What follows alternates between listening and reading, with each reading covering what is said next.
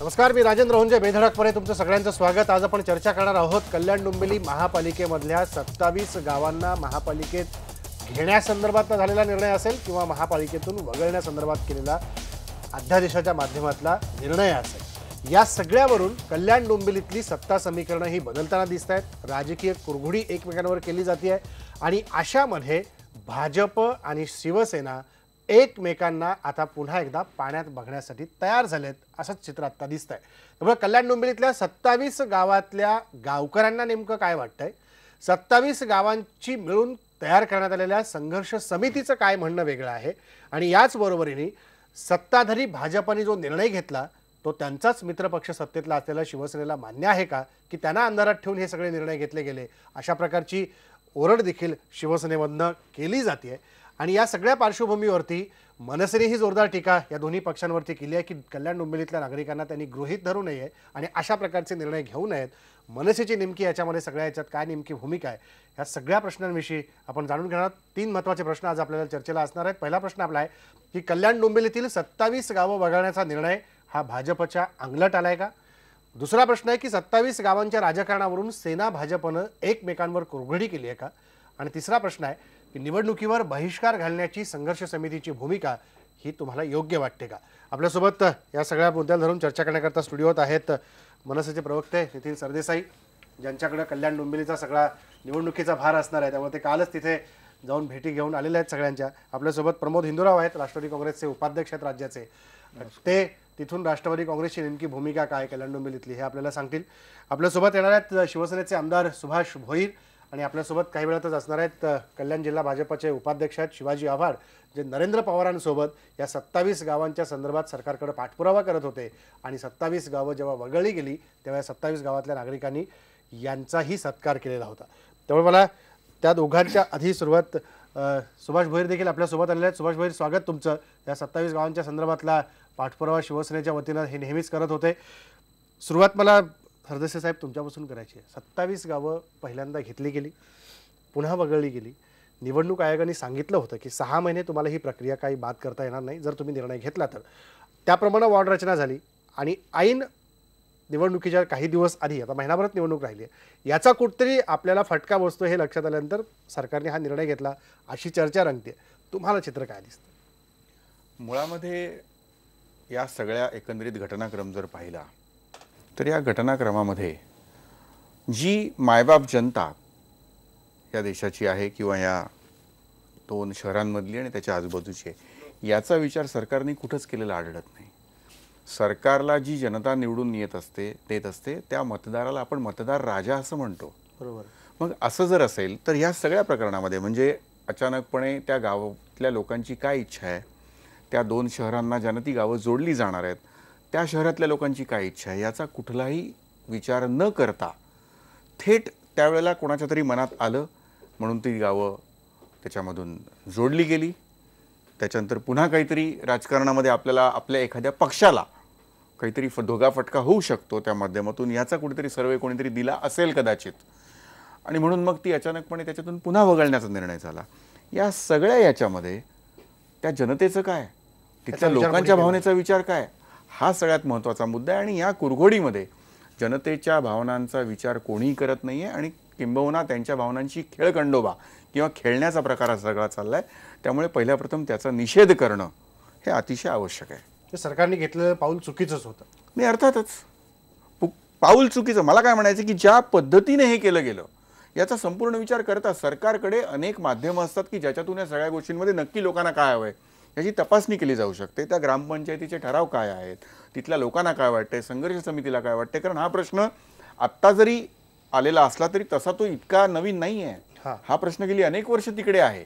या सगळ्याची सारासार विचार करून सरकारने विधी खात्याचा जर नीट त्या प्रश्नाचा अभ्यास करून टेक्निकल त्याच्यामध्ये काय अडचणी येऊ शकतात अभ्यास करून सरकारने सगळं हे केलं. आणि त्याच्यामध्ये 2 सरकारमधल्या युतीतल्या 2 पक्षामध्ये असणाऱ्या कुरघोडीचा जो भाग आहे ना, त्याच्यामुळे आज ही घडलेलं सगळं आणि नागरिक आज त्याच्यामध्ये अतिशय चिंतेत आहेत आणि म्हणजे आपल्याला मायबाप नाहीच आहे कोणी, हे सरकार आपला विचार करत नाही, ही जी भावना निर्माण झाली ती अधिक वाईट आहे असं मला वाटतं. काय म्हणाल सुभाष भोईर की तुम्हालाही सरकारने सत्ताधारी भाजपने अंधारात ठेवलं आणि हा सगळा निर्णय घेतला, 27 गावातली जनता एक वेगळी बनतीये, संघर्ष समिती एक वेगळी भूमिका मांडतीये, घडलंय काय नेमकं?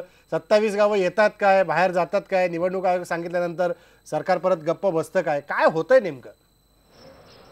नाही, मुळात या 27 गावांच्या संदर्भामध्ये आम्ही सर्वांनी मिळून हा प्रस्ताव मुख्यमंत्री साहेबांकडे दिला होता आणि हा प्रस्ताव देत असताना मी स्वतः त्या भागातला आमदार, स्थानिक आमदार म्हणून, माझ्या बाजूचे आमदार रवींद्र चव्हाण, माझ्या बाजूचे दुसरे आमदार गणपत गायकवाड, किसन कथोरे या सर्वांना मिळून पालकमंत्र्यांकडे आम्ही अशा प्रकारची माहिती दिली आणि आपण मुख्यमंत्र्यांना निवेदन देऊ, काही गेल्या अनेक वर्षापासून नागरी सुविधापासून ही गावं वंचित आहेत, या गावांना न्याय मिळावा, या गावांवर अन्याय झाला तो दूर व्हा, त्या दृष्टिकोनातून ही गावं महानगरपालिकेमध्ये आपण घ्यावी अशा प्रकारचं त्यावेळेला अर्थसंकल्पाच्या अधिवेशनाच्या माध्यमातून त्यावेळेला हा विचार झाला आणि त्यामध्ये मुख्यमंत्र्यांनी आम्हाला सांगितलं की आपण ही गावं 27 गावं महानगरपालिकेमध्ये समाविष्ट करून घ्यायची. मी त्यावेळेला सर्व नागरिकांच्या वतीनं, नागरिकांनी आणि आम्ही सर्वांनी मुख्यमंत्र्यांचं मनापासून अभिनंदन केलं आणि मला या भागामध्ये अनेक नागरी सुविधा पुरवण्यासाठी महानगरपालिकेच्या माध्यमातून चांगलं काम करण्याची एक संधी त्या भागातील जनतेला देण्याच्या संबंधी मला एक आनंद व्यक्त नागरिकांच्या वतीने करता आला. म्हणून आपण ह्या वेळेला ही महानगरपालिकेमध्ये गेल्या अनेक वर्षापासून युतीची सत्ता आहे, त्यामुळे शिवसेना आणि बीजेपी मिळून ह्या भागामध्ये चांगलं काम करण्याची संधी आपण नागरिकांना देण्याच्या बाबतीमध्ये त्या ठिकाणी प्रयत्न केला आणि म्हणून ही गावं आपण महानगरपालिकेमध्ये घेण्यासाठी सर्वांनी मिळून त्या ठिकाणी प्रयत्न केले. पालकमंत्र्यांचं आणि मुख्यमंत्र्यांचं आम्ही त्या ठिकाणी अभिनंदन केलं.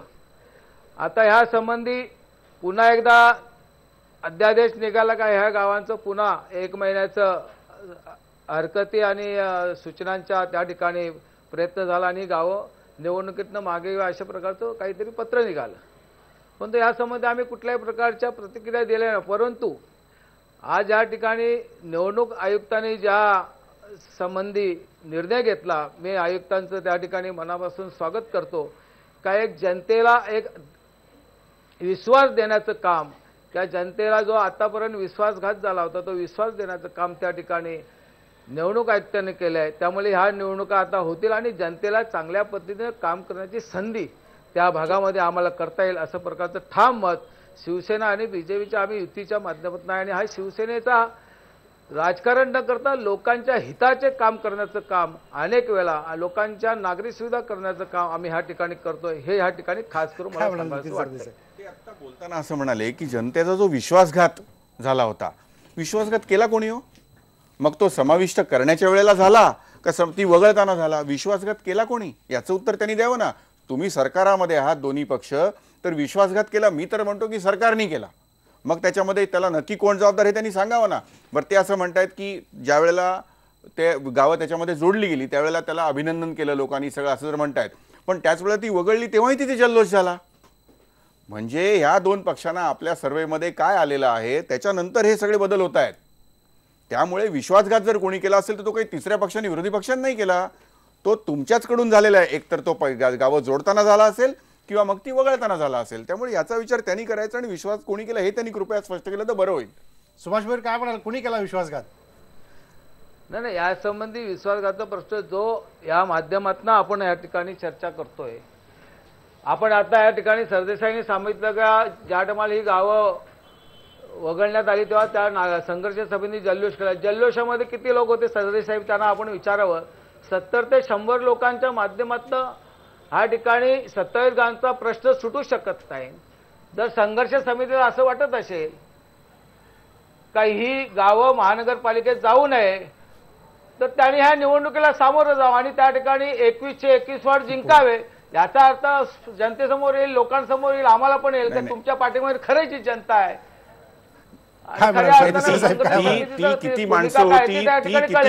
ती किती माणसं होती हे मोजण्याची मला आवश्यकता नाही. मला तिथल्या जनतेची भावना जर नाही माहिती असं धरून चालू एका क्षणासाठी, तर मग सरकारकडे सगळी व्यवस्था आहे ना. ते तर या जनतेची कदाचित आधी काय आहे त्यांची मनामध्ये की त्यांना जोडलं जायचंय का नाही जायचंय. 27 गावांमधल्या 22 ग्रामपंचायतीचे ठराव असं म्हणतात की त्यांना या महानगरपालिकेमध्ये यायचं नाहीये. आता याला जनभावना आपण म्हणायचं का? संघर्ष समितीच्या फक्त जेमतेम थोडीशी लोक होती आणि तुम्ही पहिल्यांदा मुख्यमंत्र्यांचं अभिनंदन केलं हे खरं म्हणायचं? हा संपूर्ण संभ्रम या सरकारने निर्माण केलेला आहे आणि त्याच्यामध्ये जनतेला गृहीत धरलं गेलेलं आहे. हे पुन्हा एकदा मी इथे सांगू इच्छितो. जनतेला गृहीत धरून हे सगळं केलं आहे. आपल्यासोबत शिवाजी आव्हाड आलेले आहेत, कल्याण जिल्हा भाजपचे उपाध्यक्ष आहेत. शिवाजी आव्हाड, तुम्ही नरेंद्र पवारांसोबत या सगळ्या गोष्टीचा पाठपुरावा केला आहे. हे सगळं कशामुळे घडलं? पहिल्यांदा आपण गावं आत घेतली, मुख्यमंत्री गुढीपाडव्याला डोंबिवलीत आल्यानंतर म्हणाले की 27 गावांचा आम्ही सामोपचाराने विचार करू, त्याचा योग्य निर्णय घेऊ. तो योग्य निर्णय घेतला 1 जूनला आणि आता 1 महिना निवडणूक आल्यानंतर ज्या ठिकाणी आपल्याला फटका बसेल असं लक्षात आल्यानंतर तो निर्णय परत वगळण्याचा घेतला गेला. काय कारण आहे त्याच्या पाठी? याच्यामध्ये पहिला मुद्दा असा म्हणता येईल की गेली या संघर्ष समितीचा जो संघर्ष चालला आहे हा 1983 पासून चाललेला आहे. गेली 20 वर्ष यांचा संघर्ष चालू आहे. याच्यामधल्या त्यांच्या मेन भावना ज्या आहेत, मुख्य मुद्दे जे आहे, आरक्षण. गेली 83 ते 2002 पर्यंत हे असताना, प्रशासन असताना, त्यातली जर तिथे जाऊन जर पाहिलं तुम्ही, संवाद जर केला तिथली जनतेचा, एक पिढी अक्षरशः शिक्षणाच्या दृष्टीतून बर्बाद झाली. कुठल्याही प्रकारच्या शैक्षणिक तिथे व्यवस्था नाही आहे. आणि महानगरपालिकेमध्ये असल्यानंतर जर विकास होत असेल तर माननीय माझे मित्र आमदार सुभाष भोईरेंना मी सांगू इच्छितो की कल्याण डोंबिवली महानगरपालिकेत अन्य असे गाव आहेत, सापार्डा, उंबारली, त्यानंतर बल्ल्यानी. काय अवस्था तिथे? सरकार तर तुमचंच होतं ना, सरकार यांचंच होतं ना तिथे. कल्याण डोंबिवली महानगरपालिकेमध्ये शिवसेना आणि भाजप एकत्रच काम करत होती. खऱ्या अर्थानं तो निर्णय काँग्रेस राष्ट्रवादी सरकारने घेतला होता ती गावं वगळायचा. त्यावेळेला तो रास्त होता. आता आपल्या हे मोहम्मद तुगलकी सरकार किंवा आपण लहरी मोहम्मदचं सरकार हे फडणवीसांचं सरकार आहे. यांनी खऱ्या अर्थाने शेतकऱ्याला अन्याय केलेला आहे. आणि भारतीय जनता पक्ष आणि शिवसेना मुंगूस आणि सापाची जोडी आहे तसं ते वागतात. त्यांच्या सोयीनुसार झालं का त्यांना योग्य वाटतं. आता जनता ज्यांना धडा शिकवला, आता कोणाच्या सोयीने झालंय? आता कोणाच्या सोयीने? हे बिल्डर धार्जिणी सरकार चाललंय. हे बिल्डरांच्या हिताशी निर्णय घेतलेला आहे. संघर्ष समितीच्या बरोबर राष्ट्रवादी काँग्रेस पक्ष राहिला, परंतु त्या काँग्रेस पक्ष आणि राष्ट्रवादी काँग्रेस पक्षाने घेतलेला निर्णय यांनी आपसामध्ये भारतीय जनता पक्ष येते का शिवसेना येते आता जनताच ठरवणार. यांना काय कुठे? संघर्ष समितीला भाजपची मोठी साथ होती. नाही, भाजपची साथ नव्हती. संघर्ष समितीमध्ये अशी चर्चा होती की आता संघर्ष समिती भाजपमध्ये विलीन होईल. सर्व पक्षीय लोक होते, त्याच्यात भारतीय जनता पक्षाचे होते, मनसेचे होते, राष्ट्रवादी काँग्रेस पक्षाचे सर्वात जास्त कार्यकर्ते होते. आणि आता त्यांना असं वाटतंय की हे आपल्या हातातनं सोंगटी जाते निघून कुठेतरी, आणि म्हणून ह्या अशा पद्धतीचा निर्णय घेतात. मला या ठिकाणी एवढंच सांगायचे की रिझर्वेशन, मगाशी आवड बोलले का रिझर्वेशनचा मुद्दा, 1983 ला महानगरपालिका अस्तित्वात आली. महानगरपालिका आल्यानंतर त्यामध्ये उल्हासनगर पासून सर्व खेडी आणि 81 खेडी आणि उल्हासनगर शहर वगैरे त्या ठिकाणी घेतलं. बदलापूर, कुळगाव त्या ठिकाणी आलं, अंबरनाथ आलं त्या ठिकाणी. त्याच्यानंतर लोकांच्या आग्रहास्तवर जे निर्वासित म्हणून आले उल्हासनगरचे लोक, म्हणून लोकांना त्या ठिकाणी त्यांना स्वतंत्र त्यांचं अस्तित्व राहावं म्हणून नगर परिषद त्या उल्हासनगरची त्या ठिकाणी अस्तित्वात आली.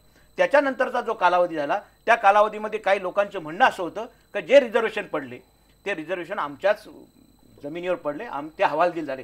27 गावातली लोकांची हवालदिल कशामुळे झाली की जेवढे रिझर्वेशन होते ते सर्व त्यांच्यावर पडले. आणि जेवढे अनधिकृत बांधकामं केली ही भारतीय आणि शिवसेनेचे हे पाप आहे. आणि ते पाप झाकण्यासाठी ही महानगरपालिका अस्तित्वात आणली. आज तिथे जर पाहिलं आपण तर प्लेग्राऊंड नाहीये. आपण डोंबिवलीला राहता, प्लेग्राऊंड नाहीये. रस्त्याची कशी दुरावस्था आहे हे तुम्हाला माहिती आहे, शाळांची काय अवस्था आहे हे तुम्हाला सर्वांना माहिती आहे. परंतु ह्या सर्वांवर पाप, हे जर पापावर काहीतरी टाकायचं म्हणून हे नवीन कृत्या काढतात. आता जनता हे यांच्या ऐकण्याच्या मनस्थितीमध्ये राहिलेली नाही. जनता एकदम त्रस्त झालेली आहे. मगाशी सरदेसाई साहेबांनी सांगितलं त्याप्रमाणे सामान्य माणसाचं काय, तर सामान्य माणसांचं काय, यांना बिल्डर धार्जिणं काम करायचे. आणि मला एक या ठिकाणी सांगायचे, MMRD त्या ठिकाणी प्लॅनिंग अथॉरिटी MMRD आहे. MMRD त्या ठिकाणी असताना MMRDनी का नाही हे त्या ठिकाणी नियोजन केलं?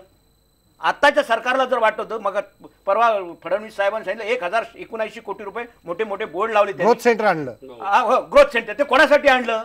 बिल्डरांसाठी ग्रोथ सेंटर आणलं. ग्रामीण भागातल्या शेतकऱ्यांना त्याचं काय मिळणार आहे, त्याचा फायदा काय मिळणार आहे? आज या ठिकाणी ज्या जागा घेतल्या आव्हाडांकडनं उत्तर घेऊ आपण. आव्हाड काय उत्तर देते? लोक आता चिडलेत त्यांना, आता त्यांचं ऐकण्याच्या मनस्थितीत नाहीये. आपण आता इथं ऐकून घेऊ, लोकांकडे नंतर इथं ऐकून घेऊ. ऐकून घ्या. चुकीची दिशाभूल करतात माननीय मुख्यमंत्र्यांनी. फक्त डोंबिवली अजिबात करत नाही, हे जनताच ठरवणार आहे. 20 वर्ष तुम्ही त्या ठिकाणी तुम्हाला 15 वर्षाचं नाकारलं ना. 20 वर्ष तुम्ही 20 वर्ष हे सत्तेत होते. यांच्याकडे प्लेग्राऊंडचा भूखंड, तिथे बिल्डिंग झाली. इथे प्लेग्राऊंडच्या नंतर शाळेचा भूखंड, तिथेही बिल्डिंग झाल्या, यांच्या नगरसेवकांच्या बिल्डिंग झाल्या, यांचे नगरसेवक अपात्र ठरवले.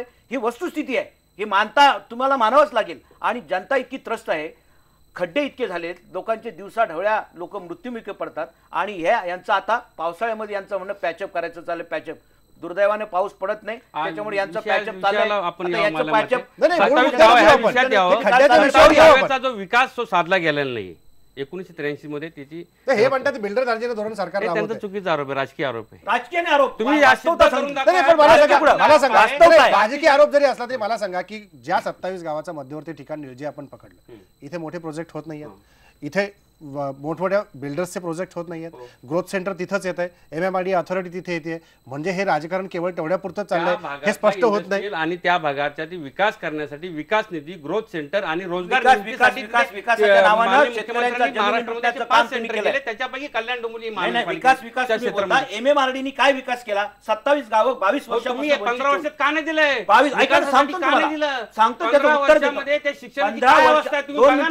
15 वर्ष सत्ता होती कल्याण डोंबिवली महानगरपालिका, 2 वर्ष सोडली. 2 वर्ष जर सोडली तर कल्याण डोंबिवली महानगरपालिकेची सत्ता भारतीय जनता पक्ष आणि शिवसेनेच्या ताब्यात होती. त्याला देखील परमिशन घ्यायला लागतं. कल्याण डोंबिवली महानगरपालिकेच्या हातात सत्ता होती. 22 वर्ष ज्या कल्याण डोंबिवली महानगरपालिकेच्या हातात सत्ता होती त्यांनी विकास करायला पाहिजे होता. त्या महानगरपालिकेने विकास केला नाही. संघर्ष समितीने संघर्ष केला. गेल्या 15 वर्षात तरी MMRD अथॉरिटी तुमच्याकडे होती सत्तेत. एक मिनिट, तिथे तुम्ही काय नाही त्यांना साथ दिली? एक मिनिट. MMRDचं क्षेत्र वगळल्यानंतर महानगरपालिका क्षेत्राव्यतिरिक्त MMRDचं क्षेत्र आलं, जी 2002 ला गावं वगळली. 2002 ला गावं वगळली. त्यावेळेला मी जिल्हा परिषदला होतो, मला माहिती आहे. जिल्हा परिषदला 18 कोटी रुपयाचा निधी देण्यासाठी त्यावेळेला जिल्हा परिषदने पुढाकार घेतला आणि ग्रामपंचायतीने निधी द्यायची व्यवस्था केली. तुम्ही आता डोंबिवलीला राहता, 8 माळीचे टॉवर झालेत आणि तिथे आपण जर सांगाल का ग्रामपंचायतीला तुम्ही पाणी पुरवठा करा, तर ते ग्रामपंचायतीला शक्य नव्हतं. काळाची गरज म्हणून तिथे नगरपालिका अस्तित्वात, लोकांची मागणी होती ना नगरपालिका अस्तित्वात यायला पाहिजे. मग यांनी नगरपालिका अस्तित्वात नाही आणली, महानगरपालिका आणली. का आणली? तर ते कोणाच्या तरी हितासाठी. FSI वाढून द्यायचंय, TDRच्या योजना त्यांना अवलंबायच्यात, रिडेव्हलपमेंटच्या योजना. आता झोपडपट्टे झाल्यात सर्व तिथे मोठ्या प्रमाणात आणि ह्या झोपडपट्ट्याला कारणीभूत ही भारतीय जनता पक्ष आणि शिवसेना आहे. काय म्हणाल सुभाष भाई? नाही, प्रमोद हिंदूराव हे नैराश्यातलं बोलताय कारण आता आम्ही एकदम खुशीत नैराश्यातनं अजिबात आम्ही बोलत नाही. आता आपण बोललेल्या आता मला मी बोललो नाही, आता चूप बसा. प्रमोद हिंदूराव आपण आता चूप बसा. आपण नैराश्यातनं बोलतात. या भागामध्ये ठाणे जिल्ह्यामध्ये सर्व महापालिका त्या ठिकाणी शिवसेनेच्या माध्यमातून सर्व ठिकाणी विकास केलेला आहे. डोंबिवली कल्याणचा विकास सुद्धा शिवसेनाच करते.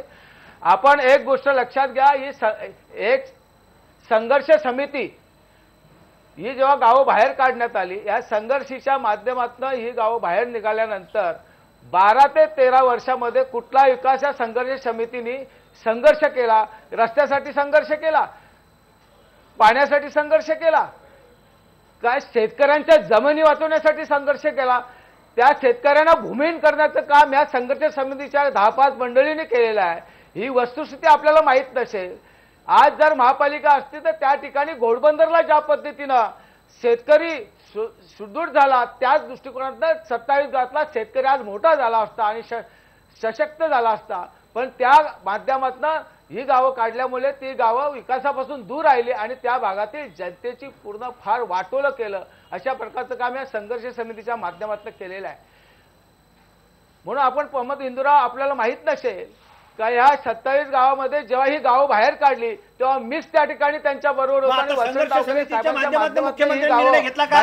मला एक सांगा, मुख्यमंत्र्यांनी जो निर्णय घेतला नगरपालिका अस्तित्वात देशमुखांनी त्यावेळेला महानगरपालिका अस्तित्वात त्यावेळेला समितीच्या इशाऱ्याप्रमाणे घेतला का? मीच बरोबर होतो. आज ही गावं महापालिकेत आल्यामुळे ह्या लोकांना पोटसुली आली का या ठिकाणी कुठल्याही प्रकारचं नेतृत्व आता यांना मिळणार नाही आहे. त्या माध्यमातून काँग्रेस आणि शिवसेनेचा सफाया होणार आहे हे त्यांच्या सर्वेमध्ये आलेलं आहे.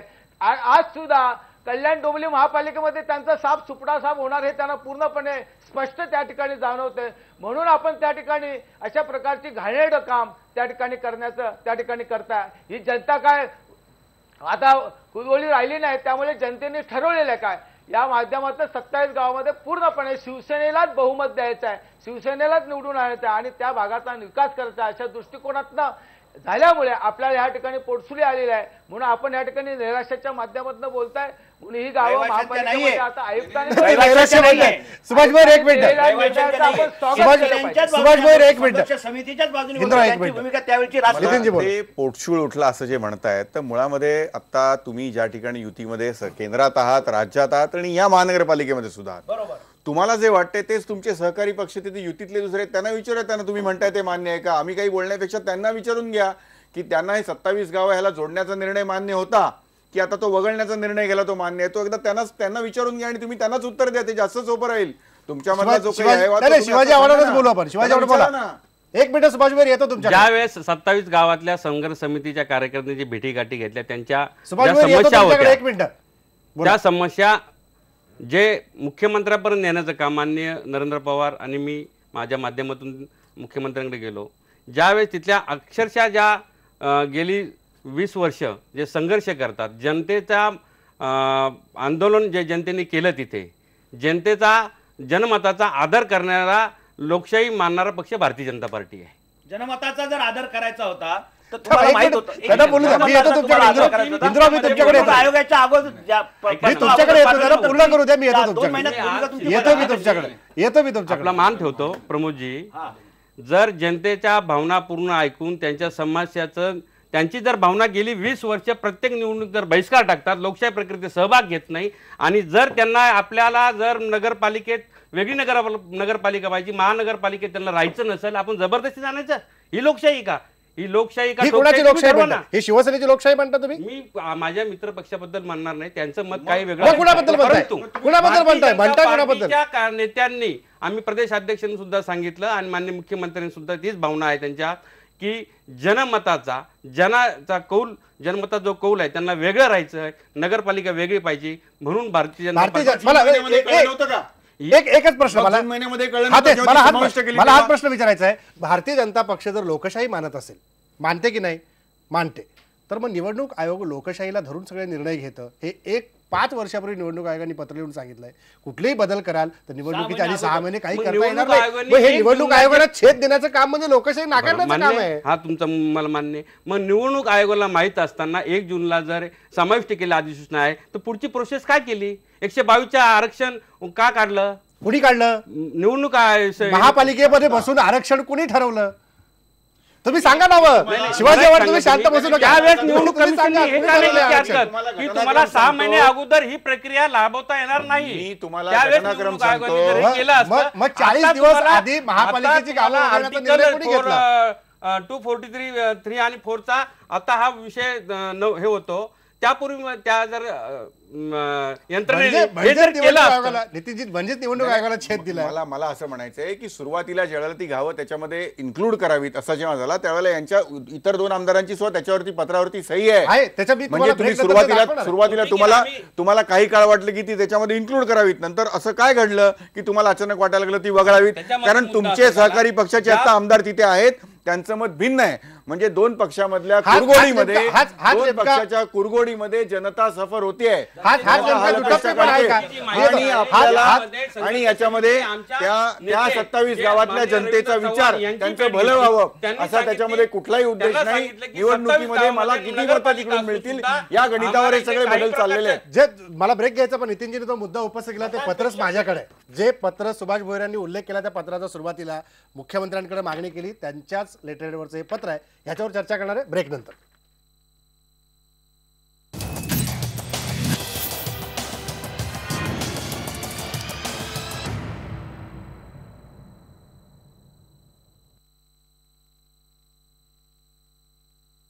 ब्रेकनंतर तुमचं स्वागत. सेना भाजपनेच एकमेकांवरती कुरघोडी केली आहे का, या प्रश्नापासून आपण सुरुवात करूया. या सेगमेंटचा शेवटचा भाग आहे.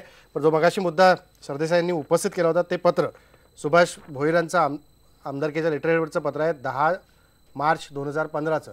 बरोबर आहे सुभाष भोईर? तुम्ही हे पत्र मुख्यमंत्री साहेबांनी लिहिलं होतं. 3 आमदारांच्या सह्या होत्या.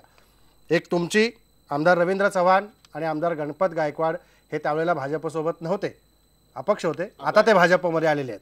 तर ह्या 3 आमदारांनी असं पत्र लिहिलं होतं. विषय होता कल्याण डोंबिवली महानगरपालिकेकडून वगळण्यात आलेली 27 गावं आणि नवी मुंबई महापालिकेतून काढण्यात आलेली 14 गावं यांचा समावेश पुन्हा महापालिकेत करण्यात यावा. हे जर पत्र त्यावेळेला आमदारांनी दिलं असेल तर आत्ता भाजपचे आमदार नरेंद्र पवार वेगळा पाठपुरावा करतात की 27 गावं वगळली जावेत. म्हणजे हा भाजपचा दुटप्पीपणा नाही का? 2 आमदार भाजपचे म्हणतात की गावं मध्ये घ्या आणि बाकीचा भाजपचा एक गट म्हणतोय की गावं वगळून टाका.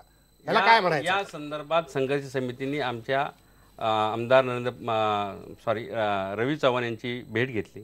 त्यांना बाजू सांगितली संघर्ष समितीची काय न्याय बाजू आहे. आणि 30 जुलैला जी मुख्यमंत्र्यांनी विधान भवनाची मीटिंग बोलवली होती त्या मीटिंगला गणपत शेठ गायकवाड, रवींद्र चव्हाण, त्या नरेंद्र पवार पालकमंत्री होते.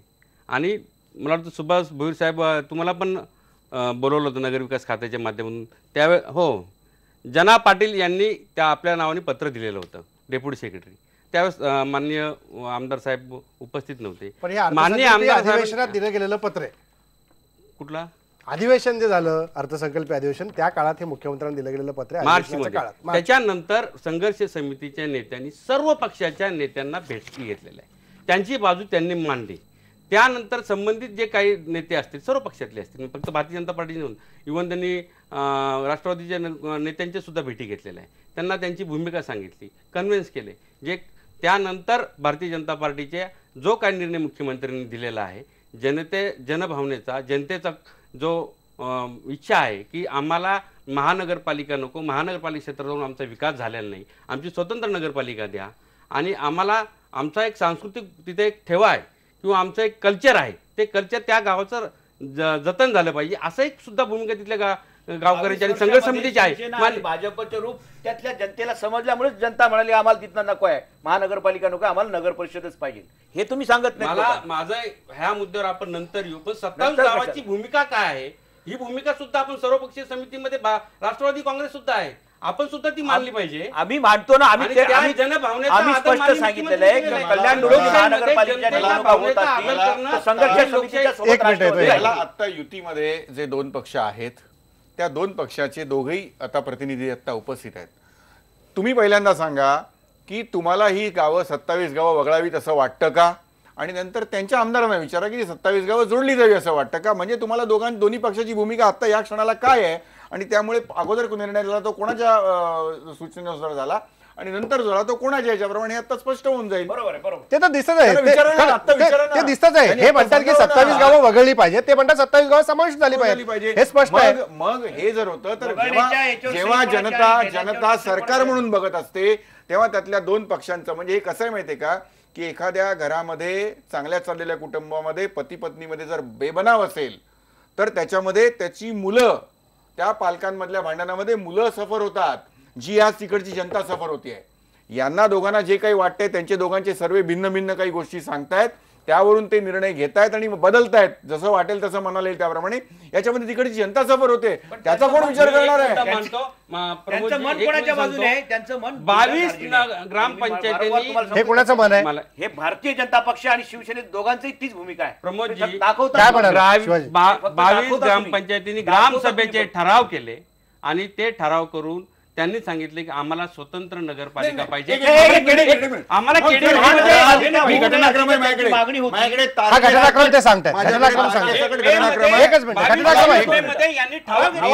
एकच मिनिट, आवाज एक मिनिट, आपण ठराव ऐकतो. मी घटनाक्रम सांगतो. सीएम साहेबांनी का सही केली त्याच्यावर? घटनाक्रम सांगतो. 1 डिसेंबरला आगरी महोत्सव ज्या वेळेला होता त्याला मुख्यमंत्री गेले तेव्हा 27 गावांचा विषय पहिल्यांदा आला. मार्च 2015 मध्ये ही समाविष्ट करण्याची अधिसूचना काढली गेली आणि सूचना व हरकती मागवल्या गेल्या. त्याच्यामध्ये 18,418 इतक्या सूचनांकडे सरकारने दुर्लक्ष केलं त्यावेळेला आणि जून महिन्यामध्ये त्याचा समावेश केला. समावेश केल्यानंतर 27 पैकी 22 गावांनी वेगळ्या नगरपालिकेसाठी ग्रामसभा ठरावांना झिडकारलं. ते झिडकारल्यानंतर त्याच्यानंतरही 31 जुलै 2015ला त्या इलेक्शन कमिशननी त्या सगळ्यांचे वॉर्ड आणि त्याची रिझर्वेशन काय असणार ती पाडली.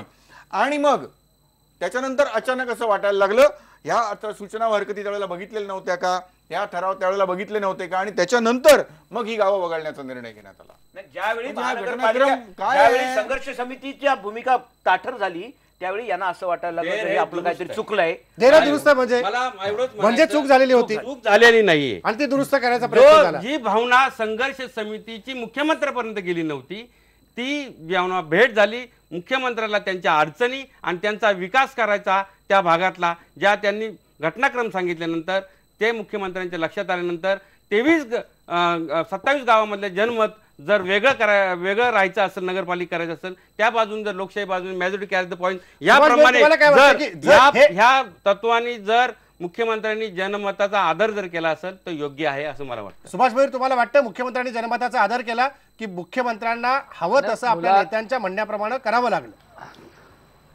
नाही, मुळात या भागातला मी आमदार आहे. या 27 गावामध्ये लोकांनी मला निवडून दिलेलं आहे. या भागामध्ये शिवसेनेच्या बरोबर राष्ट्रवादी आणि काँग्रेसने सुद्धा माझ्यावर निवडणूक लढवली. त्याच्या निवडणुकीमध्ये विधानसभेच्या राष्ट्रवादी आणि काँग्रेसचं डिपॉझिट जप्त झालं. याच्यावरून जनतेचा कौल कोणाकडे होता याच्यामध्ये स्पष्ट दिसते. आता या 27 गावांचं मी प्रतिनिधित्व करत असताना ह्या लोकांच्या भावना माझ्याकडे ते सांगत होते का आम्हाला महानगरपालिकेत गेल्याशिवाय आम्हाला पर्याय नाही, आम्हाला नागरी सुविधा, ज्या पाणी आज मिळत नाही, रस्ते नाही आहे, या ठिकाणी मोठ्या प्रमाणात डम्पिंगचा प्रश्न आहे, असे अनेक प्रश्न नागरी सुविधांपासून फार मोठ्या प्रमाणात ग्रामपंचायत असल्यापासून आम्हाला त्याचा काही फायदा होत नाही. म्हणून आता तुम्ही आमचं नेतृत्व करतात, तुम्ही आमचे आमदार आहात, म्हणून ह्या गावांना चांगल्या प्रकारे विकास व्हावा म्हणून महानगरपालिकेत घ्यावं अशा प्रकारची जनतेची मागणी, ती मागणी आम्ही धरून दिली आणि महापालिकेमध्ये आम्ही सर्व दोन्ही पक्षाच्या लोकांनी मिळून ही महानगरपालिका गावं घेतली. आज ही गावं महानगरपालिकेत गेल्यामुळे लोकांच्या आशा मोठ्या प्रमाणात वाढल्या आहेत. त्यामुळे ह्या भागाचा चांगल्या प्रकारे विकास होईल. आणि आपल्याला एक गोष्ट सांगू इच्छितो, शिवसेनेचे नेहमीच बाळासाहेबांनी आम्हाला ही शिकवणच दिल्या का लोकांचा विकास हाच आमचे पक्षप्रमुख आदरणीय उद्धवजी ठाकरे साहेबांनी सांगितलंय का जनतेचा विकास करणं हाच आपला मेन कार्यक्रम आहे. त्या माध्यमातून शिवसेना नेहमी विकासाच्याच बाबतीमध्ये काम करत आलेले आहे. यापुढे सुद्धा कल्याण डोंबिवली महानगरपालिकेमध्ये जो निवडणूक आयुक्तांनी निर्णय दिला त्या निर्णयाचा आम्ही सुभाष भोईर, तुम्हाला असं वाटत नाही का की 27 गावं आत घेण्याचा निर्णय त्यावेळेला झाला 1 जूनला आणि आता हा निर्णय तुम्हाला अंधारात ठेवून केला गेला, कुठतरी मित्रपक्षानेच विश्वासात गेलाय आणि त्याच्यातच त्यांना सत्तेचं राजकारण करायचं होतं? मला असं वाटतं आता याच्यामध्ये संघर्ष समिती आणि काही नेत्यांनी मिळून मुख्यमंत्र्यांना चुकीची माहिती दिली असेल आणि त्या माध्यमातून हा निर्णय कदाचित त्यांनी घेतला असेल. त्यांना पण याच्यामध्ये भिन्न मत वाटली असेल आणि म्हणून त्यांनी हा ते चुकीचा निर्णय घेणार नाही. या सर्वांच्या लोकांच्या प्रेशर खाली हा निर्णय घेतला असेल. परंतु आम्ही एकत्र राहतो, एकत्र काम करतो आणि यापुढे आपण सुद्धा त्या भागात 27 गावात दौरा करावा. अजून सुद्धा दौरा केला तुम्हाला तिथल्या काय समस्या आहे, 1 वर्षात आपण काय केलं? 27 गावांचं प्रतिनिधित्व मी स्वतः करतोय. पण हेच काय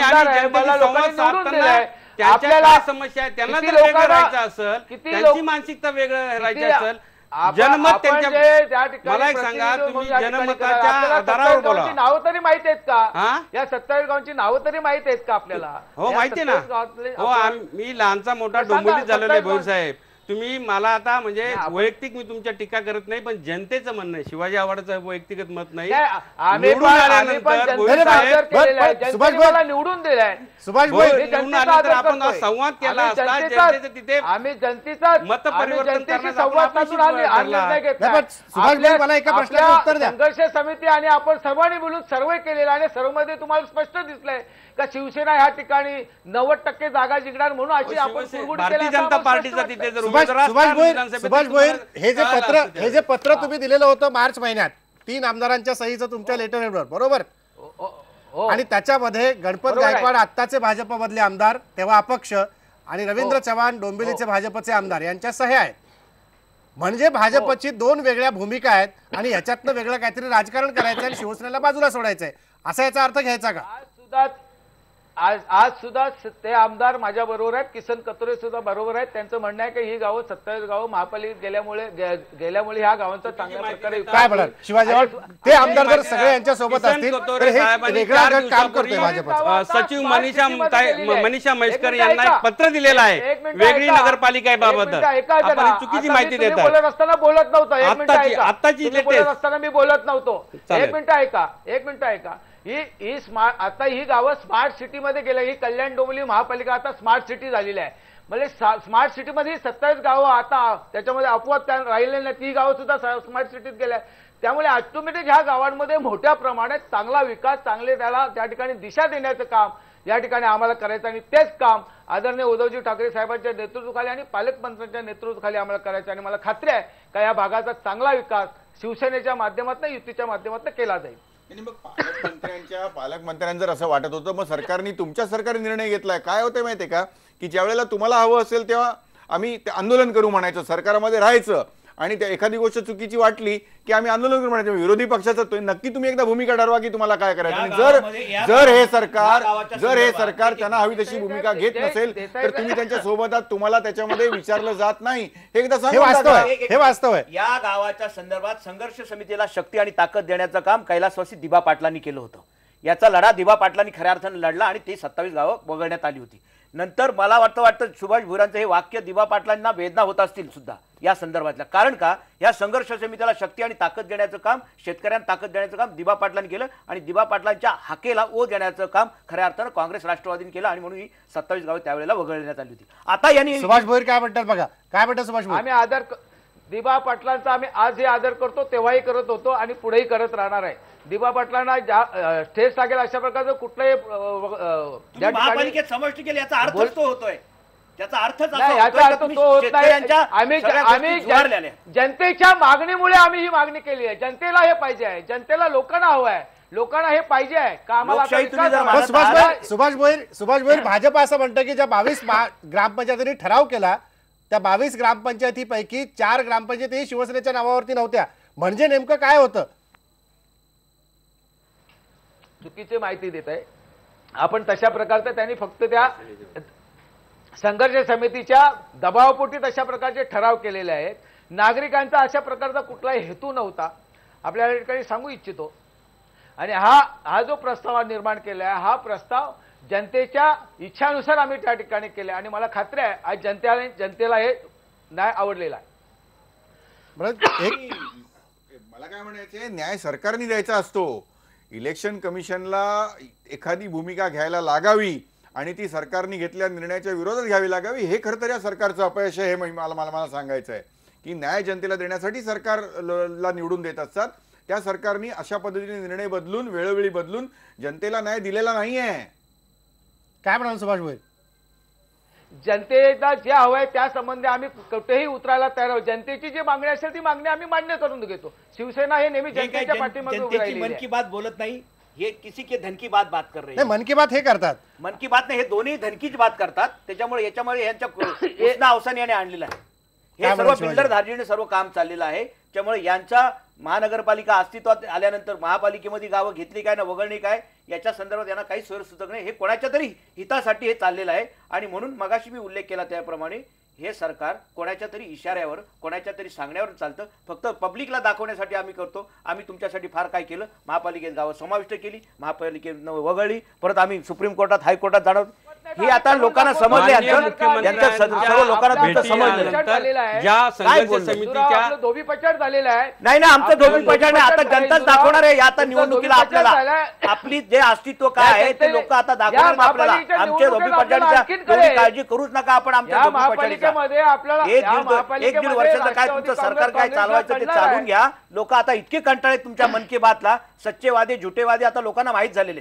त्यामुळे आता मला एक मुद्दा विचारायचा, सगळ्यांनाच विचारायचा आहे की ज्या संघर्ष समितीने हा सगळा आंदोलनाचा पवित्रा घेतला, गेली 83 पासूनचं ते सगळं आंदोलन सुरू आहे.